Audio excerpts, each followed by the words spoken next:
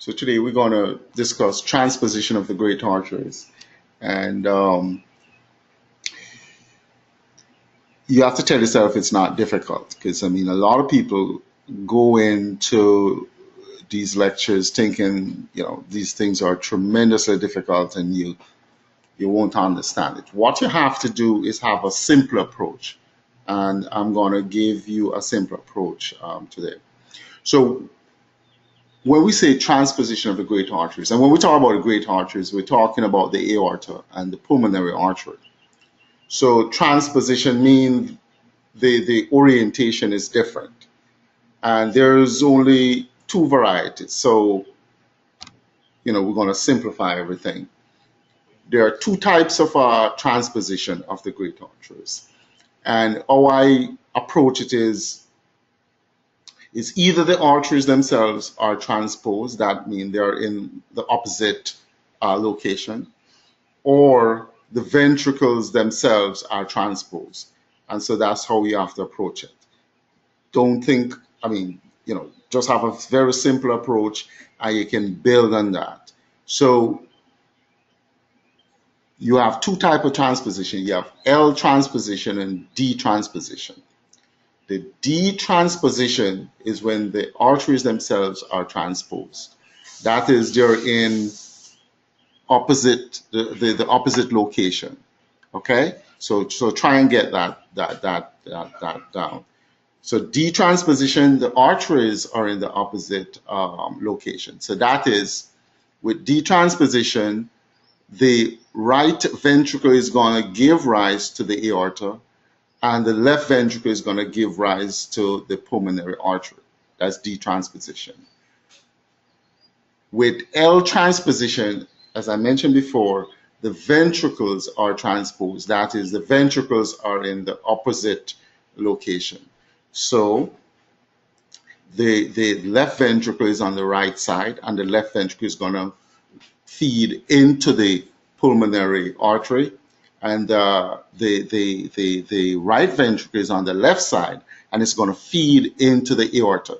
So if you can sort of get that concept and build on it, then your understanding of transposition is complete. Okay, so as I mentioned before, do not think of it as something very complex. It's have a simple approach and you can always build on it. So transposition of the great arteries means abnormal spatial arrangement of the pulmonary artery and the aorta. So those are the great arteries, as we mentioned before. All right, so again, there are two types. You have the D, or the dextrose transposition of the great arteries. That's a D transposition. And you have the L transposition, or the levo transposition of the great arteries. Again, when we say D transposition or the dextrose transposition, all we're talking about is the great arteries are transposed. Everything remains the same, just the great arteries are transposed. So the right ventricle is going to give rise to the aorta, is going to feed into the aorta, and the left ventricle is going to feed into the pulmonary artery. And then with L transposition, just the ventricles are transposed. Okay, so everything remains the same. So the left ventricle is going to be on the right side, and it's going to drain into the pulmonary circuit, and the left ventricle, the right ventricle is on the left side and it's going to drain into the aorta. So let's look at the D transposition first. So again, the right heart pumps blood into the aorta, bypassing the lungs. So I would say with D transposition, if you look at it, it's just the artery that is transposed. So let's break it down. The left ventricle is going to pump blood into the aorta. Sorry, it's going to pump blood into the pulmonary circuit. So therefore, blood going into the pulmonary circuit um, from the left ventricle, that's going to bypass the lungs. Okay. The right heart, which is going to pump blood into the aorta, because the aorta is now where the pulmonary artery is supposed to be. So the right ventricle is going to pump blood into the aorta. So the deoxygenated blood, instead of going to the lungs, is going to flow into the aorta. So you can right away you can see that that's going to be a major problem, right? Because the aorta is on the right side. The right ventricle is going to pump blood into the aorta. So the blood is going to, the deoxygenated blood, which normally would go to the lungs and get oxygenated, bypass the lungs because the blood has been pumped into the aorta. And then on the left side, the oxygenated blood, okay, the oxygenated blood from the pulmonary veins drain into the left atrium, they drain into the left ventricle, but they're going to come out through the pulmonary arteries and they're going to go to the lungs. So this is what we call a parallel circuit. There is no mixing of the blood. So the deoxygenated blood is going to bypass the lungs and it's going to flow into the aorta. The oxygenated blood, which is flowing from the left ventricle to the pulmonary artery, gonna go to the lung, get oxygenated, and come back into the left side of the heart. So the blood is not being mixed at all. This is not compatible with life. So the only way this baby is going to survive is if you have a communication.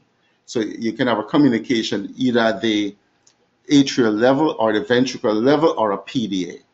So if you just take a little time and think about it, this is a parallel circuit. No mixture of the oxygenated and the deoxygenated blood. Remember, you need oxygenated blood into the aorta, into the systemic circulation for the body to get oxygen and nourishment and stuff like that. If there's no mixing of the blood, then that's not compatible with life. The only way that baby is going to survive is there is a communication at some level. So this is what we call the detransposition. So if you're looking at the deoxygenated blood coming into the right side of the heart, it's going to come from the superior vena cava, the inferior vena cava into the right atrium, right ventricle, but it's going to leave out through the aorta. Okay, it's going to go through the aorta. Remember, the aorta give blood to the head and neck, to the thorax, and to the abdominal cavity and lower extremity. So this is deoxygenated blood traveling through the aorta. On the left side now, you have blood coming from the to the left atrium via the pulmonary veins into the left atrium. So this is oxygenated blood. It's going to flow from the left atrium across the mitral valve into left ventricle out through the pulmonary circuit. Okay, so it's going to go into the pulmonary trunk, the pulmonary artery branches to the lungs, going to get oxygenated and then come back into the left atrium. It's a parallel circuit. There is no mixture of the deoxygenated blood and the oxygenated blood. Not compatible with survival unless you have a communication at the atrial level, the ventricular level, or the PDA. All right. So this is what an echo of, so you can see this is the pulmonary artery right here. The pulmonary artery is going to get blood from the, remember when you do your echo, this is the left ventricle. So the left ventricle is going to drain into the pulmonary artery. And then on the right side, the right ventricle is going to drain into the aorta. Transposition of the great arteries. All right. So again, not compatible with life unless there's a communication someplace. With the L transposition, as I say, you have to simplify the L transposition. Think in terms of just the ventricles that are transposed. So on the left side, you're going to have the right ventricle. On the right side, you're going to have the left ventricle. These baby can survive because let's work out what the circulation is going to be. So you have deoxygenated blood flowing into the right atrium, right ventricle. It's going to leave from the right atrium into the left ventricle. Then it's going to leave through the pulmonary circuit. Okay, so it's going to go into the pulmonary circuit. It's going to get oxygenated. It's going to come back via the pulmonary veins into the left atrium, but the left atrium is going to drain into the right ventricle, and the right ventricle is going to pump into the aorta because it's just the ventricles are transposed. The problem with this is that the right ventricle is going to fail because remember the right ventricle usually is under low pressure. Okay, so if you now put the right ventricle under high pressure, it's going to fail. So one of the problems with L transposition, even though it's compatible with life, the right ventricle is going to fail because it's not designed to withstand such great pressures as coming from the aorta. So you're going to have tremendous amount of tricuspid regurgitation. The right ventricle is going to dilate and get very enlarged. Okay, so that is the problem with L transposition.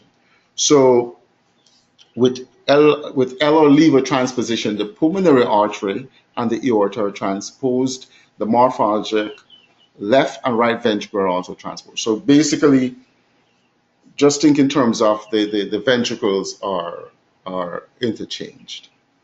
So you're going to have the deoxygenated blood is pumped from the right atrium, right, into the morphologic left ventricle, and then into the pulmonary circuit to the lungs.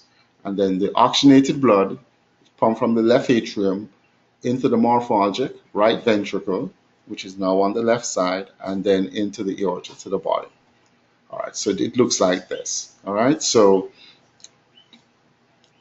superior vena cava, inferior vena cava, the right atrium, right ventricle. But now this is the left ventricle. So remember, we said L transposition. Just think in terms of the ventricles transposed. So this is the left ventricle. So right atrium pumps into the left ventricle. Not a major problem because the left ventricle is designed to withstand tremendous amount of pressure. So, and then this is your mitral valve right there. So, not a major problem. So your pulmonary circuit is going to go to the lungs, get oxygenated. Then the blood is going to come back into the left atrium via the pulmonary veins. Now this is your tricuspid valve because this is now your right ventricle, but the right ventricle is on the left side. This is your tricuspid valve. It's going to pump blood into the aorta. Not designed for that type of pumping, so the tricuspid valve is going to leak quite a bit. The right ventricle is going to get dilated. So that's a problem with L transposition, major problem with L transposition. Okay. All right. And so when you do your echo, remember we always talk about identify the right side of the heart. How do you identify the right side of the heart? So you have to always remember that the right side, remember the tricuspid valve is usually lower into the ventricle than the mitral valve, right? The right ventricle usually have a lot of trabeculation, and if you could see the papillary muscles, there are more than 2 papillary muscles, okay, usually 3, and you also see the moderator band. So you have to use what we taught you before, how to identify the right side, how to identify the left side. So if you get an echo like this, remember it doesn't come labeled, so you have to be able to determine what is what. So just like a detective, you know that this valve is lower than this valve. So this has to be the tricuspid valve, the right, this is your right ventricle, okay? So and then you see your pulmonary veins draining there. So this is your left atrium, Okay, tricuspid valve, right ventricle. Okay, so this is gonna be your left ventricle, and this is gonna be your right atrium. So you just have to work it out. Okay, just don't get flustered. Just sit down, work out, use your knowledge of echo, work it out. So this would be your L transposition. Okay. All right. So remember the L transposition. You don't have to have a communication. Okay, because these individuals can survive. The problem is that they're going to have right ventricular failure. It's on the left side, so they're going to present in heart failure early. But your D transposition, they need to have a communication. So how do you treat these individuals? Let's just go back a little bit. You don't have to know this in detail, but as we mentioned before, um,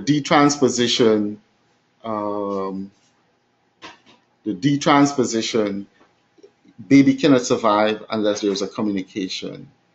Um, what you can do an atrial switch procedure. Okay, let's just go back. So this is your detransposition. Okay, so all right, so this is your aorta right there. So if you were to take this atrium right here and put it over here, then it would sort of solve the problem, right? Because now you're getting your oxygenated blood coming here. It's gonna come over here, come there, and go out through the aorta.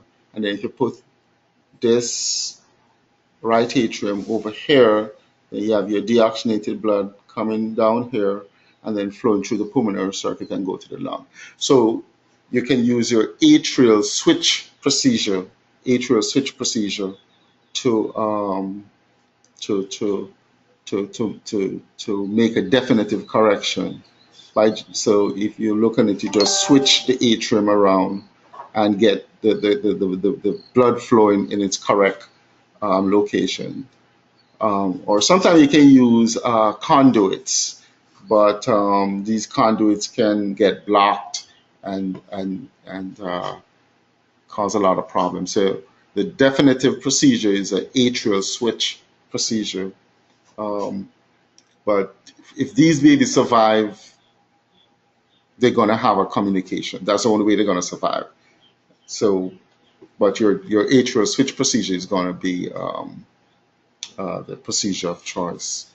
Uh, so again, they're not going to give you a lot of questions on transposition of the great arteries.